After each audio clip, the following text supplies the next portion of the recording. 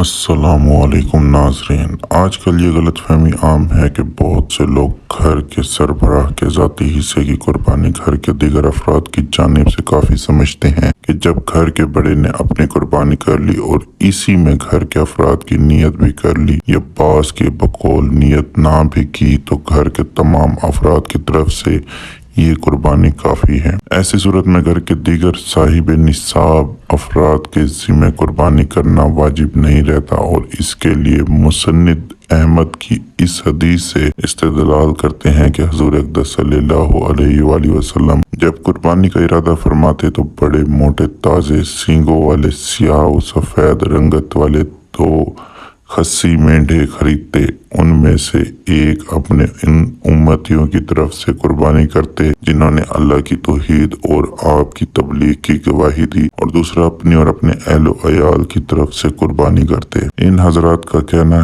ये है कि इस हदीस के मुताबिक हुज़ूर अक़दस सल्लल्लाहु अलैहि वसल्लम ने अपने और अपने अहलो अयाल की जानिब से एक ही दुम्बे की कुर्बानी फरमाई। इससे मालूम होता है कि घर के सरबराह की ज़ाती हिस्से की कुर्बानी पूरे घर की तरफ से काफ़ी हो जाती है। वाज़ेह रहे कि ये गलत फहमी है, इसलिए ज़रूरत इस बात की है कि इस मसले की तफसील से वजाहत की जाए ताकि इस गलत फहमी का अज़ाला हो सके, जिसके लिए पहले मसले की सही सूरत हाल बयान की जाती है। कुर्बानी के निसाब में ज़ाती मलकियत का अगर एतबार की बात की जाए तो अहनाफ समेत मुतअद्दिद आइमा कराम का मजहब ये है कि हर शख्स पर उसकी मलकियत के एतबार से कुर्बानी वाजिब है।